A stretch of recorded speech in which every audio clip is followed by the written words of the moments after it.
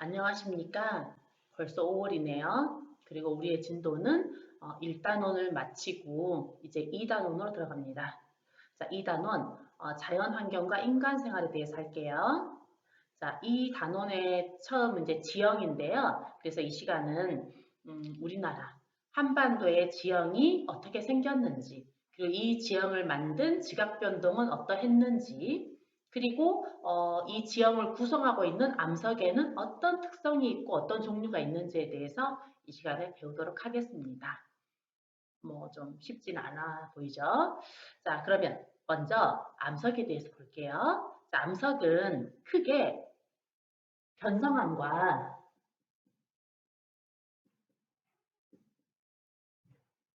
화성암과 퇴적암으로 구성되어 있어요. 변성암이란 변했다라는 뜻이죠. 그러니까 기존에 뭐 퇴적암이거나 화성암이었을 수 있는데 이게 높은 열과 압력에 의해서 눌리고 이렇게 뜨거워지고 하다 보면 변해서 이게 변성암이 된 거예요. 이 변성암은 되게 오래전에 만들어졌는데요.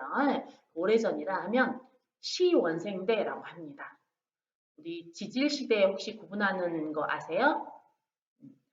맨 처음이 시생대, 그 다음이 원생대, 고생대, 중생대, 신생대 이렇게 갑니다. 그래서 시생대, 원생대 너무 먼 시기다 보니까 아주 긴 시기이긴 하지만 현재 지형에 나타나 있는 거라든가 뭐 이런 것들이 그렇게 크지 않아서 그냥 싸잡아 시원생대라고 부르게 돼요. 자, 변성암은 보통 편마암, 편암 이런 건데요. 시원생대 때 형성된 암석이라고 보시면 돼요. 자, 두 번째 화성암은 용암이라든가 마그마, 즉 화산활동 과정에서 만들어진 암석이에요. 자, 그러면 뭐 혹시 중학교 때 배웠나요? 뭐 현무암, 만산암 이런 거 있잖아요. 예, 유문암 이런 거. 자, 지금 우리 한국지리 시간에는 주로 이 두 암석 중에서 이 암석들 중에서 두 암석만 합니다. 현무암하고 화강암하고 조면암까지 세 암석. 자, 그래서 화산 활동과 관련해서 만들어진 암석이 화성암이에요. 현무암 어디에 있죠? 대표적으로 제주도에 있죠? 그리고 화강암, 조면암 이런 암석이에요. 다음에 이제 퇴적암인데요. 자, 퇴적. 여기에 이렇게 잔잔한 수면이 있다고 쳐요. 해수면일 수도 있고 호수면일 수도 있어요. 자, 이 수면이 있으면 뭐 잔잔하지 않더라도 비바람이 불었을 때 파도가 막 치겠지만 이 파도가 수면 밑으로 아주 크게 들어가진 않고요. 자, 파도가 쳐서 주변을 막 깨겠습니다. 바위를 깨요. 그리고 막 비가 쏟아져서 하천이 흐르죠. 하천에 흐르는 힘으로 무언가를 운반하겠죠? 자, 이렇게 운반한 물질들은 보통 수면 위에서는 이렇게 운반돼서 깎이게 되고 이 물질들이 이동해서 수면 밑에 쌓이게 돼요. 그래서 대체로 수면을 경계로 해서 그 위에서는 결국은 깎이고 그 밑에서는 쌓이죠. 그래서 수면을 우리는 침식 기준면이라고 부릅니다. 수면 위를 침식, 그 아래선 퇴적이 활발하니까요. 자, 그러면 어느 시대에 이곳에 퇴적암이 형성되었다. 그 말은 그 시대에 그곳이 물 밑이었다라는 뜻이 돼요. 아시겠죠? 물론 그 물 밑은 바닷속이었을 수도 있고 호수나 늪지 밑이었을 수도 있겠죠. 물 속이었으니까 쌓여서 암석이 형성이 될 수 있었던 거예요. 자, 이런 퇴적암은 어떤 게 있을까? 뭐 모래가 강바닥에 계속 쌓이다 보면 모래가 많이 쌓이겠죠? 그리고 어떻게 환경이 달라져서 이것이 큰 압력을 받아서 굳어지게 되면 이것이 사암이 돼요. 모래가 굳어 사암, 진흙이 굳어 이암, 자갈이 굳어 여암. 그러니까 바윗돌이 깨져서 자갈이 되고 모래가 되고 진흙이 되지만 얘네들이 다시 운반해 와서 다시 쌓여 바위가 되는 거죠. 그래서 이렇게 돌고 돌아요. 자, 아무튼 퇴적하면 이렇게 모래가 쌓인 삶, 자갈이 쌓인 여감, 진흙이 쌓인 이암 등이 있어요. 그런데 이거 말고도 그 당시에 살던 생물들이 쌓여서 돌이 되기도 해요. 자, 대표적인 게 뭐냐면 바로 석회암이에요. 자, 석회암. 석회암은 산호나 조개가 쌓여서 만들어진 암석이에요. 석회암 되게 많거든요. 시멘트 만들 때 쓰는 거예요. 되게 많은데 그게 예전에 다 산호였대. 와, 그때의 자연 환경은 우리의 상상을 넘어설 것 같죠. 자, 아무튼 산호나 조개 껍데기가 쌓여서 석회암이 돼요. 그리고 식물들 있잖아요. 식물들이 쌓여서 석탄이 돼요. 석탄에는 무연탄, 역청탄, 갈탄 뭐 이렇게 종류가 있는데 이것은 자원단원을 좀 자세히 하도록 하고요. 여러분이 알아둬야 될 것은 우리나라에 제일 많은 탄은 무연탄이다. 갈탄도 조금 있다. 그런데 역청탄은 없다. 이 정도만 알아두세요. 그래서 보통 우리가 석탄이다 그러면 무연탄이다 라는 뜻으로 우리나라에 있는 석탄은요. 그렇게 아마 쓰게 될 거예요. 자, 암석에 대해서 다시 정리하면 자, 암석은 변성암, 화성암, 퇴적암이 있다. 변성암은 시원생대 암석이다. 화성암은 화산활동과 관련이 있다. 퇴적암은 물 밑에서 퇴적됐다. 석회암은 산호나 조개 껍데기가 퇴적되어 있다라는 걸로 봐서 석회암은 바다 속에서 퇴적됐나 보다.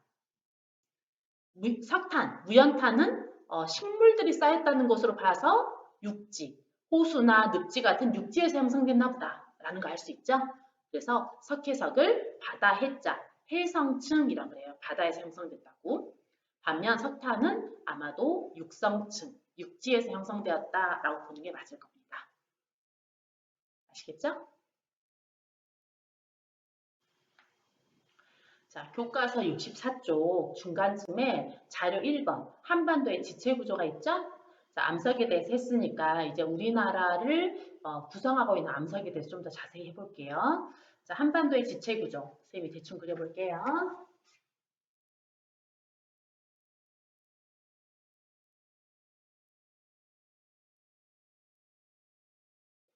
자, 한반도가 이렇게 생겼다 손 치고요. 여기를 아주 단순하게 이렇게 쪼갭니다.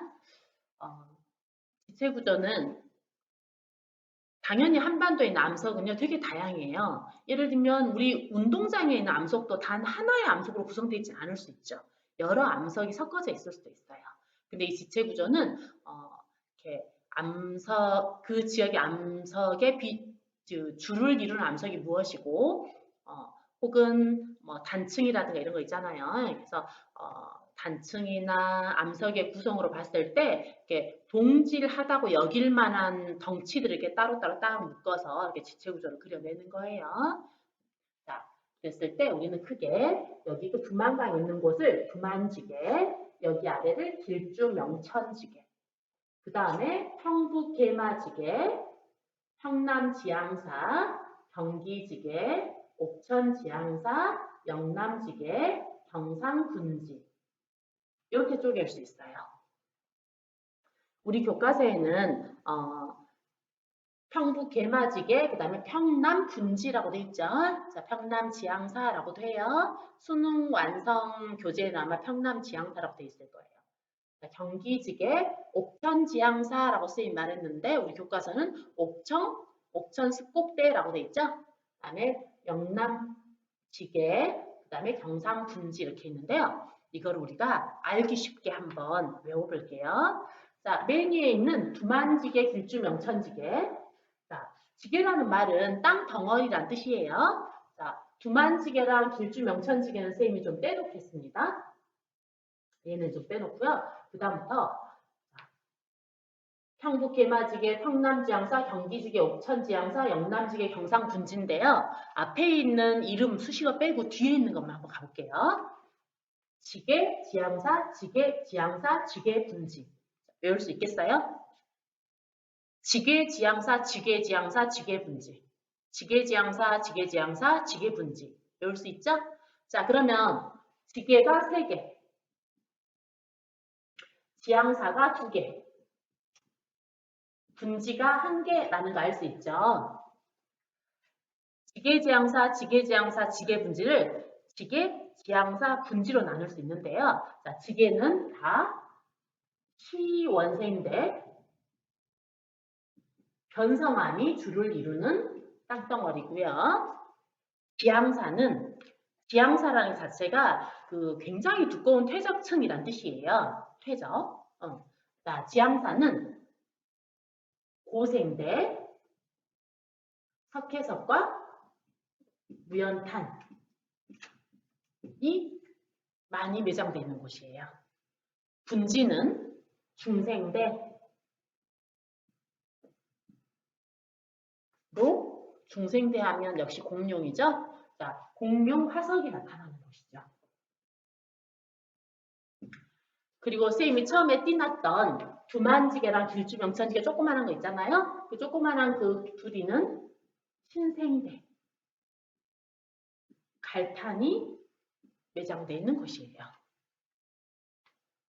한번 정리 다시 할게요.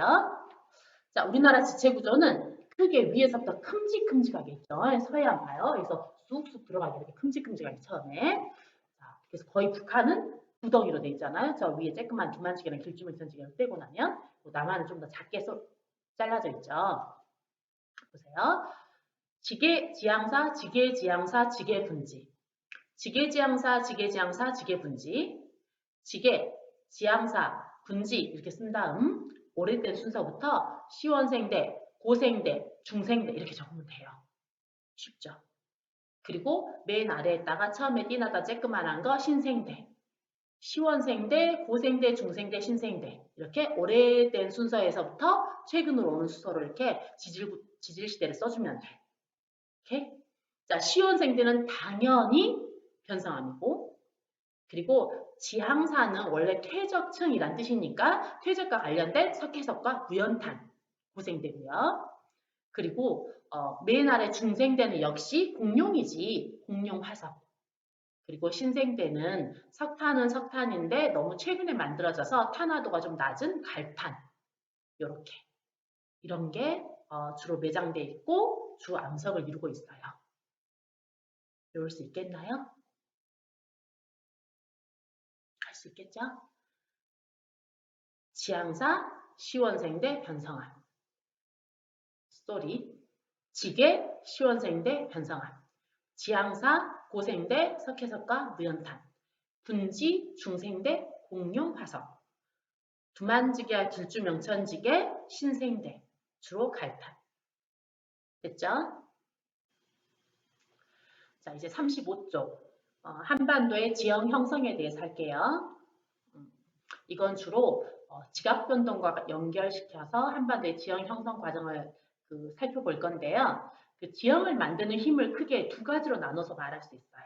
자, 지형 형성 작용이라고 하는데 크게 안이 원인인 작용과 밖이 원인인 작용, 즉 내인적 작용과 외인적 작용이 있어요. 안이 원인이다. 내적인 힘에 의해서 지형이 만들어지는 거. 바로 땅이 움직이는 거죠. 대표적인 게 조류운동. 조류운동, 육지를 만든다. 이 조류운동은 이렇게 땅이 올라가는 융기. 그리고 반대 작용인 침강까지 포함된 말이에요. 그래서 융기와 침강을 조류운동이라고 하고 조산운동. 조산운동은 산을 만든다. 바로 이렇게 땅이 막 구겨져서 막 이렇게 올라가는 거 있잖아요. 그래서 습곡 혹은 단층 이런 거 있죠. 그래서 습곡이나 단층들을 훨씬 과격하죠. 조산운동이라고 해요. 그리고 화산활동. 자, 이렇게 조류운동, 조산운동, 화산활동을 내적 작용이라고 하지. 지형을 만들어내는 내적인 작용이다. 그 말이에요. 자, 그러면 외인적 작용은 외적 작용이잖아요. 외적 작용은 뭐가 있냐면 땅은 움직이지 않는데 비바람에 의해서 지형이 바뀌는 거. 뭐 한마디로 이렇게 지구의 중력과 태양 에너지에 의해서 지형의 변화 그 힘이 나오게 되는 건데요. 외적 작용은 하천에 의한 침식, 뭐 파도에 의한 것도 침식, 운반, 퇴적, 그리고 암석이 제자리에서 부서지는 풍화, 이런 것으로 지형이 바뀌게 되면 이런 것을 외적 작용이라고 해요. 외인적 작용이라고 하죠. 자, 내인적 작용, 내적 작용이라고 하는데요. 내인적 작용으로 만들어진 지형들은 되게 규모가 커요. 조류운동 중에 융기로 아프리카 대륙이 이렇게 솟아오르는 것이고, 예. 조산운동, 즉, 뭐, 습곡작용으로 거대한 히말라야 산맥, 이쪽 로키 산맥, 얘네들이 만들어지고, 화산활동으로 일본 열도가 만들어지고, 이렇게 내적 작용으로 만들어진 지형들은 굉장히 규모가 되게 큽니다. 반면 외적 작용으로 만들어진 지형은 하천이 흘러 깊은 골짜기를 만드는 거, 그리고 뭐 골짜기야 우리 입장에서는 크지만요. 거대한 히말라야 산맥 내에서는 그냥 세부적인 데코레이션이죠. 음, 이런 거. 혹은 뭐 하천이 범람해서 만들어진 지형들 이런 것은요. 뭐 지형이니까 규모가 좀 우리가 커 보일 수 있겠지만 내적 작용이 만든 대륙적 규모에 비해서는 훨씬 작은 규모죠. 그래서 규모가 되게 작죠. 그리고 내인적 작용, 즉 내적 작용은 지표의 기복을 좀 심하게 하는 기복을 키우는 작용인 경우가 되게 많아요. 더 울퉁불퉁하게 만드는 작용인 경우가 되게 많은데 외인적 작용, 외적 작용은요. 결국은 침식 기준면을 향해 가까워지는 작용이에요. 비바람, 중력 이 모든 것들이 다들 높은 산을 결국은 깎아서 낮은 곳을 메우는 작용이거든요. 그렇게 해서 결국은 높았던 곳은 해수면을 향해 낮아지고 깊었던 곳도 수면을 향해 이렇게 쌓아 올라와서 결국 수면을 기준으로 평탄해지는 것을 목표로 삼는 거야. 바닷가에서 울퉁불퉁한 곳이 있죠. 해안가가 툭 튀어나온 곳은 파도의 침식을 굉장히 많이 받아요. 막 깨지죠. 하얗게 파도가 부서지죠. 그래서 결국 시간이 지나면 이것은 깨져서 안으로 들어가게 돼요. 그리고 쑥 들어갔던 많은 갯벌이라든가 모래가 쌓이면서 점점 앞으로 나오다 보면 울퉁불퉁했던 것도 시간이 지나면 점점점 평탄화될 수가 있어요. 이처럼 외적 작용은 지표를 평탄화시키는 작용입니다. 자, 그럼 우리 한반도에 어떤 지형 형성 작용이 작용했었나 한번 보도록 하겠습니다. 시원생대, 옛날요. 시원생대에 만들어진 것은 주로 변성암이라고 했었죠. 그래서 시원생대에는 장기간에 걸친 변성작용이 있었던 것 같아요. 자, 그럼 그 다음 고생대. 자, 고생대는 지향사의 퇴적과 관련이 있었고 거기에 있는 암석은 석회석과 무연탄인데 생각해봐요. 석회석은 바다 속에서 산호등이 쌓여서 만들어진 회색빛 아래 암석이고 무연탄은 육지, 늪지대 같은 곳에서 식물들이 쌓여 만들어진 까만 암석이잖아요. 둘이가 이렇게 있다 퇴적돼 있어요. 그렇다는 것은 한반도가 길지 않은 시간 동안 뭔가 변동이 있었다는 뜻이겠죠? 그래서 고생대 때는 조류운동이 있었구나라는 것을 추정할 수 있어요. 한반도가 가라앉았을 때 땅이 이렇게 푹 가라앉았을 때 그때 바닷물이 싹 치고 들어왔겠죠. 그래서 땅이 침강했던 것을 바다가 침범했다라고 해서 해침이라고도 해요. 자, 그때 바로 바다에 잠긴 곳을 중심으로 산호가 이렇게 무성하게 성장해가지고 그때 바로 석회석이 퇴적된 거죠. 자, 그러고 나서 오랜 시간 석회석이 퇴적된 다음 이 땅이 융기했어요. 땅 위로 올라섰지. 그러면서 이제 더 이상 퇴적이 일어나지 않고 물 위로 드러나 버렸으니까 시간은 지나지만 깎이기만 했겠죠. 깎인 것이 어딘가에가 쌓였겠지만 그곳이 한반도는 아니었어요. 자, 그래서 침강을 한 다음 한참 뒤에 다시 이제 융기를 했고 물 위로 드러나 버렸기 때문에 당시에 지층은 퇴적되지 않고 시간만 흘러갔어요. 그래서 그 시대의 지층은 없습니다. 지층이 없다. 그래서 우리는 결층이라고도 해요. 자, 그랬다가 다시 물에 가라앉은 땅이 이렇게 낮아졌어요. 침강을 했어요. 그런데 처음 침강했을 때와는 다르게 침강 약간 낮아지긴 했지만 이게 확 낮아지지 않아서 바닷물이 들어오진 않고요. 주변 육지에 비해서 좀 낮은 땅이 되면서 육지 주변에서 흘러내려오는 하천이 이곳으로 모여드는 습지대 같은 곳이 형성이 된 거야. 그래서 이곳에서 식물이 쌓여서 바로 무연탄이 퇴적되었죠. 이렇게 고생대에는 침강, 융기, 침강 이렇게 조륙운동이 있었어요. 자, 그러면 이제 고생대가 지난 중생대 갈게요. 중생대. 자, 중생대는 조산운동의 시대다라고 해요.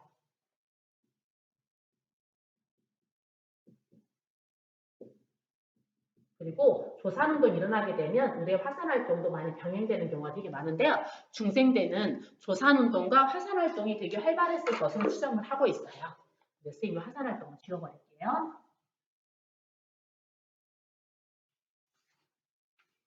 여러분 헷갈리게 할 수 있어서. 자, 아무튼 중생대는 조산운동이 활발했습니다.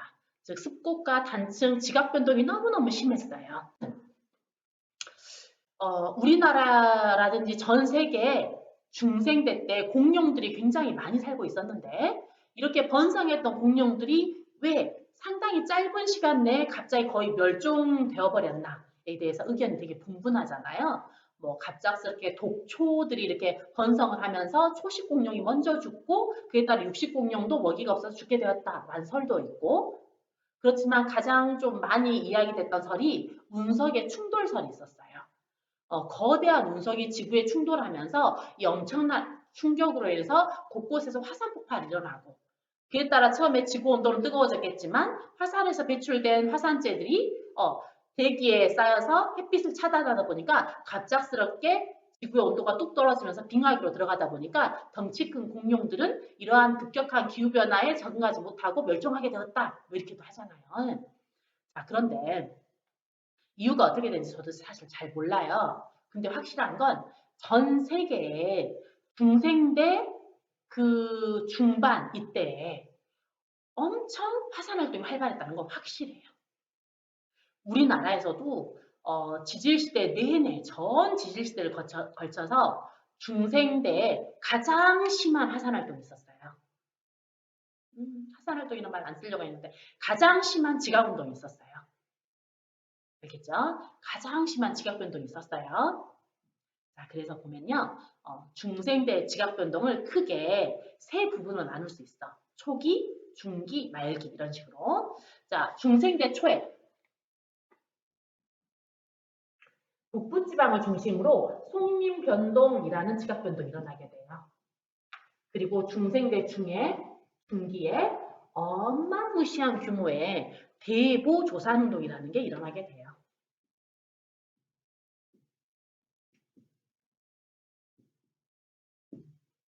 그리고 중생대 말기에는 불국사 변동이라는 상당히 소규모의 변동이 일어나게 돼요. 자, 중생대는 조산운동의 시대였다. 잊으면 안 돼요. 자, 한반도가 있으면 중생대 초에는요. 한반도의 북부지방을 중심으로 해서 압력이 딱 가해지면서 압력이 이렇게 크게 이렇게 비스듬히 쫙 가해지거든요. 그에 따라 암석이 깨져버려요. 우리는 단층이라고 하잖아요. 그래서 한반도가 거의 뭐 시원생대에 단단한 암석들이 많다 보니까 무른 암석은 압력이 딱 가해지면 휘어지겠죠. 그런데 단단한 암석은 가해지면 깨지거든요. 단층이 심하게 일어나게 돼요. 그래서 북부지방을 중심으로 일어난 성림변동, 북부 지방이 일어난 성림변동으로 북부지방의 암석들이 이 방향으로 다 깨져버려. 이렇게. 그리고 중기에 있었던 대보 조산운동은요. 한반도 전역에 영향을 주었는데 주로 중부나 남부에 더 큰 영향을 준 것처럼 보여요. 자, 이 중부와 남부 지방에 이제는 방향이 좀 틀어지거든요. 그러면서 이 방향으로 암석을 다 깨버려요. 단층선 이 방향으로 다 일어나게 돼요. 그리고 중생대 말기에 있었던 불국사 변동은 경상도 일대 영향을 주었는데 엄청 심한 변동은 아니고요. 소규모 이렇게 화강 마그마의 관입 정도였어요. 자, 정리하면요. 음, 중생대에는 조산운동이 아주 활발했다. 공룡이 살던 시대는 화산활동이라든가 지각변동이 되게 활발한 시기였다. 자, 이거를 크게 세 부분으로 나눠서 중생대 초는 북부지방을 중심으로 속림변동이 일어나서 지층을 깨버렸고, 중생대 중기에는 중부와 남부에 걸쳐서 대보조산운동이 일어나서 지층을 깼어요. 그리고 중생대 말에는 경상도 일대를 중심으로 소규모 화강암의 관입이 있었어요. 그걸 불국사 변동이라고 해요. 자, 그런데 암석에 이 깨져 있는 방향에 대한 이름이 필요했어. 그래서 이름 우리가 뭐라고 붙이냐면요. 이쁜 우리나라 옆에 중국이 있죠? 자, 중국이 있으면 중국에 강이 있어요. 여 위에 있는 강이 요강이야. 요하. 자, 요의 동쪽이니까 요강의 서쪽을 요서라고 했겠죠. 바로 요동을 중국식 발음으로 랴오뚱이라 그래요. 그래서 이 요동 쪽이죠. 랴오뚱 반도 이 방향으로 이렇게 지층이 깨졌다라고 봐서 이것을 북부지방에 있는 단층선을 랴오뚱 방향 단층선이라고 합니다. 그리고 남부지방에 있는 이 아래쪽에 있는 단층선은 중국 방향이다. 그래서 중국 방향 단층선이라고 하죠. 그래서 중생대 초에 있었던 속림변동으로 북부지방에는 랴오뚱 방향 단층선이 만들어졌고, 중생대 중기에 있었던 대보조산운동으로 한반도의 나머지 부분은 거의 중국 방향의 단층선이 만들어졌다라고 합니다. 자, 중생대의 상상도를 쌤이 그려볼게요. 아마 엄청난 압력으로 어딘가는 지층이 막 이렇게 휘어졌겠죠. 습고 혹은 어딘가는 딱 단층으로 이렇게 깨졌겠죠. 그리고 어딘가에서는 거대한 화산이 폭발했을 수 있겠죠. 그리고 그 지하에는 막 마그마가 이렇게 부글부글 하고 있었겠죠. 혹은 단층선 사이사이로도 마그마가 이렇게 관입했을 수도 있겠죠. 여기에 불쌍한 티라노사우루스는 너무 힘없고 작아 보여요.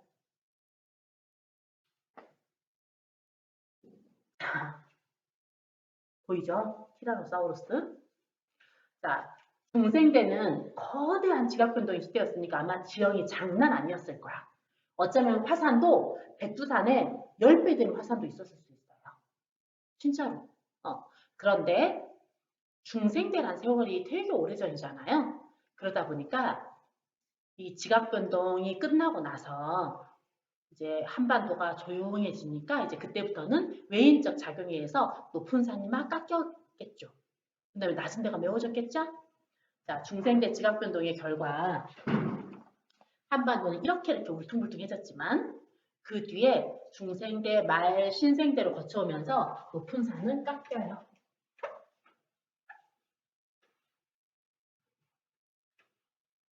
그리고 어딘가 바다나 호숫가로 흘러들겠죠.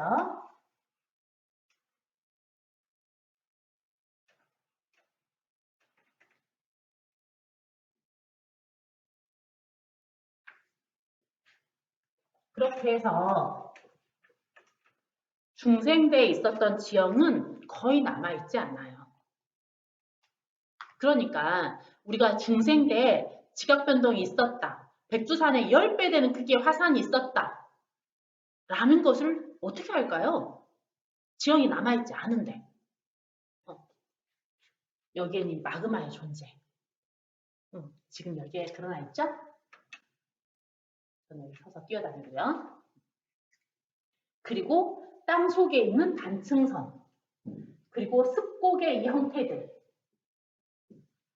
그리고 이런 암석들이 이런 형태가 된 시기가 중생대인 거야. 그러니까 와, 지금 지형상 드러나 있는 건 없어져 버렸지만 땅 속에 새겨져 있는 흔적들을 보니까 와, 중생대 아주 대단한 시기였구나라는 것을 알 수 있는 거죠. 그래서 선생님이 극구 화산에 대한 용어를 막 자제하려고 했던 이유는 뭐냐면요. 선생님이 처음에 그 암석을 분류할 때 변성암, 화성암, 퇴적암 분류했죠. 자, 그럼 화성암 갈게요. 화성암, 불이 만든 암석인데요. 화성암은 크게 분출한 것과 분출하지 않은 게 있어. 자, 분출한 거를 화산이라고 해요. 그래서 분출해서 만들어진 암석을 화산암이라 그러지. 분출하지 않은 경우는 심성암이라 그래요. 자, 분출한 화산암은 용암의 성질에 따라서 용암이 이렇게 물처럼 이렇게 쫙 흘러내린 용암이라면 납작한 화산체를 만들게 되고 끈적끈적한 용암이라면 이렇게 엉겨 붙어서 이렇게 경사급한 화산체를 만들게 되는데 이런 화산을 납작한 화산을 순상화산, 경사급한 화산을 종상화산이라고 해요. 자, 순상화산을 만드는 용암은 현무암이고요. 종상화산을 만드는 용암은 주로 조면암이에요. 자, 얘네들은 화산이야. 자, 그럼 아까 말했듯 중생대에 백두산에 100배 되는, 10배 되는 화산이 있었을지 모르겠지만 현재 화산 남아있어요? 거의 남아있지 않죠? 그래서 현재 우리나라에 남아있는 화산들, 백두산, 울릉도, 제주도 이 화산들은 중생대 게 아니야. 신생대 거지. 알겠죠? 그래서 현재 우리나라의 화산 지형은 신생대 거다라는 것은 잊으면 안 돼요. 물론 중생대에 화산 지형은 아니지만 화산암은 남아있기도 해요. 누구냐면 어디냐면요. 바로 우리의 무등산이죠. 우리 무등산은 중생대 화산암이 바로 이 산 정상부를 이루고 있어요. 신기하죠? 자, 아무튼 딴 데로 쓰면 안 되는데 자, 심성암. 심성암의 대표적인 애는 화강암이에요. 혹시 화강암 본 적 있을까요? 대체로 이렇게 하얗고 느낌이 약간 백설기 같은 느낌이면서 까만 점 같은 게 이렇게 콕콕콕 찍어져 있어서 비석이라든가 이런 데로 많이 쓰이는 거예요. 혹은 뭐 이렇게 저기 뭐 대돌 같은 데 있죠. 뭐 이런 데로 쓰이는 돌인데요. 이 화강암 대체로 하얗고 뽀사시한 돌이죠. 이게 옛날에 마그마였어. 분출해서 굳으면 현무암이나 조면암. 지하 깊은 데서 분출하지 못하고 굳으면 화강암이에요. 물론 화강암 말고 다른 종류가 있지만 우리 한국인에서 화강암만 하니까요. 화강암이에요. 알겠죠? 자, 지금껏 화강암에 대해서 조금 더 설명하면 이렇습니다. 어떤 사람들이 이렇게 땅을 팠어. 땅을 팠는데 거기에 하얗고 뽀샤시한 예쁜 돌이 있는 거야. 그래서 와, 이 돌 예쁘다. 이거 캐다가 건물도 지을 때 이렇게 외벽도 장식을 하고 비석도 만들고 이렇게 막 조각할 때 써야지. 그러면서 이렇게 찰칵구리 하고 왔어. 그랬더니 지질학자가 이렇게 짠 하고 나타나서 이 하얗고 예쁜 돌은 말이지 사실은 옛날에 마그마였어. 그러는 거야. 사람들이 이게 진짜? 진짜 마그마였어? 증거가 뭐야? 그렇게 물어보게 되면 자, 이 화강암과 다른 암석이 맞닿아 있는 경계 있잖아요. 이 경계를 보여주면서 이것 봐. 이 경계면에 암석이 용융된 흔적이 있지? 그 말은 여기에 있는 하얗고 예쁜 돌이 과거에 엄청 뜨거운 마그마였기 때문에 주변 경계면에 있는 암석이 용융의 흔적을 가지고 있는 거야. 지금은 식어서 이렇게 하얀 암석이 되었지만 사실 얘는 과거에 마그마였어 라고 지질학자가 설명을 해주는 거예요. 자, 화강암. 현재 비석이라든가 건축재로 많이 쓰이고 있는 이 암석은 과거에 마그마였다. 자, 그럼 중생대 때 지각 변동이 되게 활발했다 그랬잖아요. 그때 마그마가 대규모로 관입을 했습니다. 그러면 현재 그 마그마였다는 것의 현재 암석의 이름은 화강암이에요. 자, 우리나라에 40% 이상이 아주 오래된 시원생대 변성암이에요. 그럼 이제 나머지가 50 몇 %가 남는데요. 이 나머지 중에 또 거의 30%가 화강암이에요. 다시 말하면 한반도에 3분의 1 정도에서 마그마가 끓고 있었단 말이죠. 이게 중생대예요. 현재 우리나라에 드러나 있는 화강암의 대부분이 중생대 관입암이니까요. 그래서 중생대는 지각 변동이 굉장히 활발했고 그 과정에서 대규모의 마그마, 즉 화강암의 관입도 이루어졌었다라는 거 잊지 말고 알아주셨으면 좋겠습니다. 자, 중생대 중기에 굉장히 큰 지각 변동인 대보조산운동이 있었다고 했죠. 자, 대보조산운동이 막 엄청 땅이 흔들리고 엄청나게 이렇게 그런 상황이 끝나고 나서 공룡들이 막 숨도 못 쉬고 어디에 숨어 있었겠죠. 너무 무서워서. 그러고 나서 땅이 이제 갑자기 다 고요해지는 거야. 지각 변동이 끝난 거야. 그래서 숨어있던 공룡들이 이제 우리 산 거야. 그러면서 삐죽이 나왔어. 그래서 보니까 경상도 땅 있죠. 경상도 땅이 그 엄청난 지각변동 과정에서 움푹 꺼져가지고 거대한 호수가 돼 있는 거야. 됐어요? 거대한 호수가 돼 있어서 살아남은 공룡들이 그 호수가에서 이렇게 호수에 막 걸어다니면서 진흙에 발자국을 찍은 거예요. 그리고 나서 그 다음번에 비가 왔을 때 강물이 또 다른 흙을 싹 가져와서 그 발자국을 덮지. 그리고 나면 또 공룡이 거기다 발자국 찍겠죠. 이렇게 해서 경상도 땅에는 그 공룡들이 찍어놓은 발자국들이 있어요. 자, 즉 시원생대에 퇴적된 변성암과 고생대에 퇴적된 석회석과 무연탄은 그 다음에 있었던 중생대 지각변동으로 다 깨져버리거나 다 휘어져 버렸어요. 난리 나버렸지. 그런데 경상도에 있는 경상분지, 당시 호수였어요. 경상분지상에 있는 그 퇴적층은 지각변동이 끝난 뒤에 퇴적이 된 거야. 그리고 그 뒤에는 아주 그렇게 극심한 지각변동 우리나라에서 일어나지 않았거든요.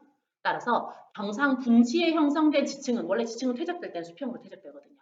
경상분지에 형성된 지층은 현재까지도 거의 수평을 유지하고 있죠. 이해되시죠?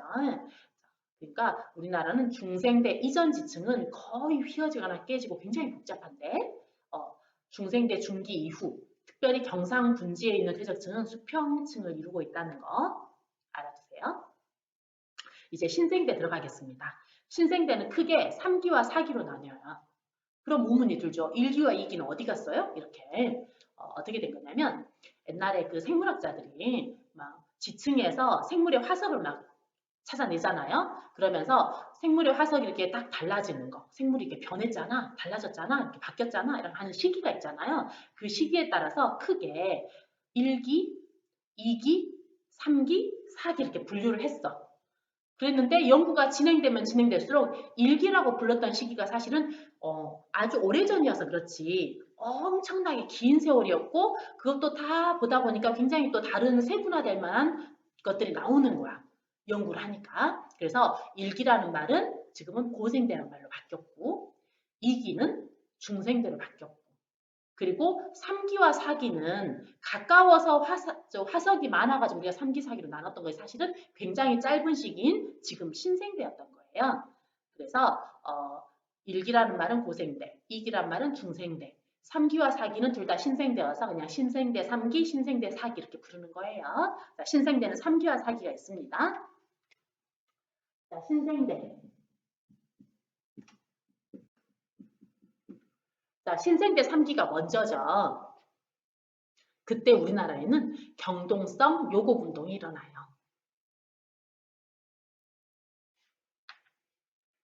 즉, 아주 울퉁불퉁했던 중생대 지각변동으로 아주 난리가 난 한반도는 그 이후에 지각변동이 일어나지 않게 되자 외인적 작용에 의해서 높은 산이 싹 깎여 낮은 데를 메우게 되면서 이렇게 평탄화지게 돼요. 평탄화되게 돼요.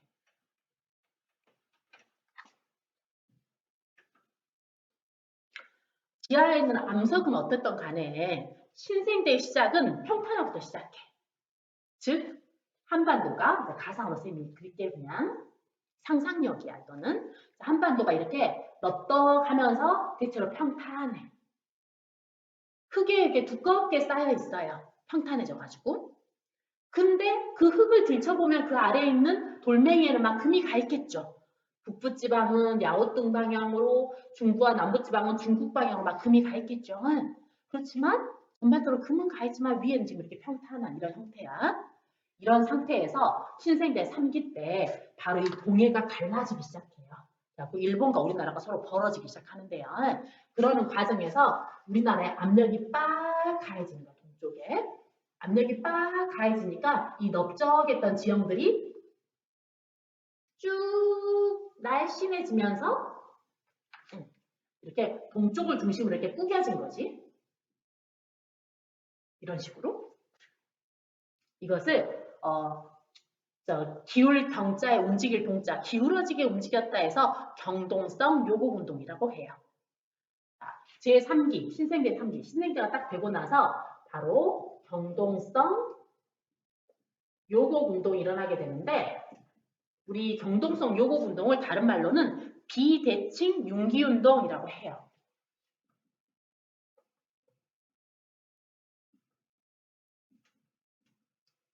즉, 솟아올랐다. 그런데 동쪽은 많이, 서쪽은 쬐끔, 서쪽도 오르긴 했어요. 그러니까 비대칭적 융기운동. 그 결과 만들어진 지형이 무엇이냐? 그러면 융기로 인해서 위로 딱 솟아올랐죠. 융기로 인해서 만들어진 여러 지형들이 있거든요. 그래서 그 결과 융기와 관련된 여러 지형이 만들어졌다. 그리고 현재와 같이 한반도에 동쪽에 산이 이렇게 쫙 뻗어 있는, 한반도의 등뼈에 해당하는 산이 딱 발달되어 있는 현재와 같은 지형 골격을 이루게 된 것이 신생대 3기의 경동성 요곡 운동이야. 그리고 이제 한반도의 형태를 만들어내야죠. 자, 그래서 3기 말 4기 초 이 중간 단계 있죠? 이때 바로 화산 활동이 일어나게 돼요. 이제 데코레이션 들어가는 거야. 그래서 한반도의 맨 꼭대기에서 먼저 이렇게 동해에서 독도가 펑. 하나님이 너희 땅이니 잊어불지 말아라 이러고 독도 펑. 그 다음에 울릉도 있죠. 백두산 너희 나라 아비의 산이니라. 그리고 맨 아래 제주도랑 마라도 일대에서 펑. 그러더니 너희는 나중에 분단될 거야. 그러면서 분단의 현장 38선에서 피 같은 용암이 새어나오는 거야. 무섭죠? 자, 다시. 신생대 3기 때 경동성 요곡 운동으로 현재와 같은 이 백두대간이 이렇게 쫙 일어섰어요. 그리고 백두산, 한라산, 울릉도, 독도, 화산 지형이 3기 말 4기 초 형성됐는데 이와 함께 38선 근처에서 암석에 있는 틈바구니로 용암이 이렇게 새어나와가지고요. 용암대지가 형성이 되었어요. 물론 이 위에도 바로 38선 바로 이쪽에 여기 그다음에 저기 길주명천 일대 이런 식으로 이렇게 화산 지형이 소규모로 조금 더 있긴 하지만요. 일단 핵심이 되는 화산 지형, 특히 남한에 치우쳐 있는 화산 지형들을 살펴보게 되면요. 백두산, 한라산, 울릉도, 독도, 38선 이렇게. 이게 3기 말 4기 초에 있었던 화산 활동 결과 만들어진 지형이에요. 그리고 지금 현재 4기, 4기는 현재 우리가 살고 있는 시대예요. 우리가 살고 있는 이 시대, 다행히 한반도는 지각 변동이 없죠. 너무 다행이죠. 막 지진만 한 번 일어나도 막 무서워 죽겠는데 진짜 엄청난 막 지각 변동 막 단층 습곡이 짧은 시간 안에 일어나게 되면 어찌냐고 그죠?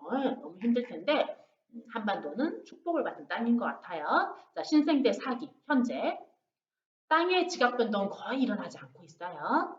경동성 요곡 운동의 여파로 약간의 움직임이 있긴 하지만 별로 일어나지 않고 있어요. 그 속에 살고 있는 인류는 우리나라 사람들은 뭐 그렇게 힘들지 않아요.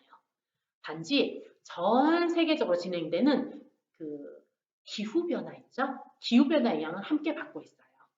자, 기후변화. 신생대 제4기는요. 기후변화가 활발한 시기인데 물론 그 전에 공룡이 살던 시대에도 기후변화 활발했을 수 있어요. 그런데 그 시대는 너무 오래전이니까 기후변화 같은 것까지 우리가 찾아내기 쉽지 않을 뿐이죠. 자, 현재 우리가 살고 있는 이 시대에 지금 기후변화가 활발한데요. 자, 기후변화 하면은 추워졌다. 그러면 빙하가 커지게 돼. 자, 둥근 지구에 적도 근처는 따뜻해서 뭐 열대기후가 나오죠. 따뜻한 지방이든지 아무튼 바다에서부터 수증기가 증발해서 하늘로 올라가. 그런 다음에 이것이 비나 눈이 돼서 다시 떨어지죠. 그런 다음 강이 돼서 흐른 다음에 다시 바다로 들어가고 전체적으로 물이 증발한 다음 다시 비나 눈이 내리고 이렇게 수증기는 이렇게 순환을 하게 돼요. 물은요. 그런데 아주 추워지는 빙하기가 되잖아요. 그러면은 바닷물이 증발을 하지. 적도 근처는 여전히 그때도 그렇게 아주 춥진 않았으니까요. 증발을 해. 그러고 나서 비나 눈이 돼서 떨어지는데 이게 눈으로 떨어질 가능성이 높아지는 거야. 그리고 눈은 녹지를 않다 보니까 육지에 그대로 갇혀버려요. 즉 바다로 돌아가질 않아. 증발해서 눈으로 갇히고 증발해서 눈으로 갇히고 하다 보니까 얼음만 이렇게 많아지고요. 예. 그에 따라 바닷물은 계속 낮아지는 거야. 그러니까 빙하기가 되면 얼음이 확대가 되고 대륙 빙하가 확대가 되게 되면 바로 해수면이 낮아지는 거예요. 그래서 추워지면 해수면이 낮아지게 되고 반대로 따뜻해지면 어떻게 되겠어요? 육지에 갇혀있던 얼음 덩어리들이 바다로 들어가면서 해수면을 높이겠죠. 그래서 따뜻해지면 해수면이 올라가게 돼. 자, 기후변화가 있었다는 건 곧 해수면의 변동이 있었다는 뜻이에요. 자, 해수면. 침식 기준면이죠. 자, 그래서 해수면이 높아졌다. 그러면 침식의 기준면이 올라갔다. 해수면이 낮아졌다. 그러면 침식 기준면이 낮아졌다. 라는 뜻이 되는 거예요. 자, 그러면 신생대 제4기 기후변동에 대한 거 한번 들어가 볼게요. 자, 신생대 제4기에 있는 기후변화에 대해서 이 시간에 해버릴까 하고 생각을 잠깐 했었는데 안 되겠어요. 다음 시간에 하겠습니다. 자, 다음 시간에는 기후변동과 지형이 어떤 관련이 있는지 그리고 우리나라 산지가 기본적으로 그 신생대 3기에 있었던 경동성 요곡운동의 결과 만들어지긴 했지만 이 산지를 또 두 개로 분류할 수 있거든요. 두 종류로. 그래서 분류해서 하는 거랑 그리고 이 시간에 배웠던 것을 다음 시간에 또 약간 다시 되짚어서 복습하는 거 이런 거랑 다 하겠습니다. 오늘 배웠던 내용 좀 어려웠죠? 교과서 많이 읽어보면 이해할 수 있거든요. 그리고요. 그 EBS 개념 완성 있죠? 이 개념 완성 구입하도록 하십시오. 우리 부교재입니다. 부교재니까 구입해서 미리 보시고요. 그리고 EBS 강의도 함께 들으시면 도움이 될 거예요. 자, 그분은 좀 이렇게 그 요약 정리하듯이 내용을 간략하게 그래서 포인트만 딱딱 짚어주면서 잘하고 계시잖아요. 제 설명은 좀 길고요. 그러니까 저도 사실은 그 강의가 있다는 뒤에서 받치고 있다는 믿음으로 이렇게 길게 하는 거예요. 그러니까 여러분은 그 강의도 듣고 제 강의도 듣고 교과서도 보고 그리고 부교재도 보고 이러면서 공부 열심히 하시기 바랍니다. 오늘도 수고하셨습니다.